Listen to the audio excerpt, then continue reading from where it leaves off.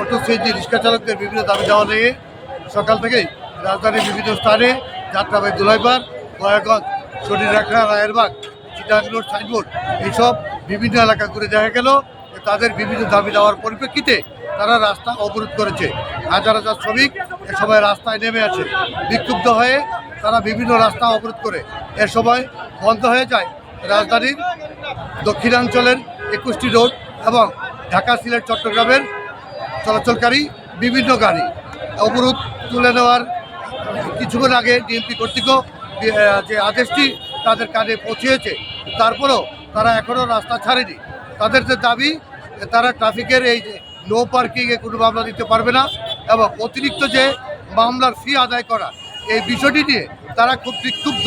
তারা বলছেন যে এখন এই সময় দেশের অবস্থা এবং পরিস্থিতি বুঝে তাদেরকে যাত্রী পাওয়া যাচ্ছে না, সেই হিসাবে তাদের জমা মালিকজন কমাচ্ছে না, তাই তারা এর চেয়ে জমা কম নিয়ে চলতে পারবে না। আরেকটি দাবি তারা বলেছে যে মালিকরা প্যাসেঞ্জার এবং যাত্রীরা যদি ঘন্টাকে অর্থাৎ ভাড়ায় যেতে চায় তাহলে সরকারের সমস্যা কি, তারা মিটারে যেতে একেবারে রাজি না।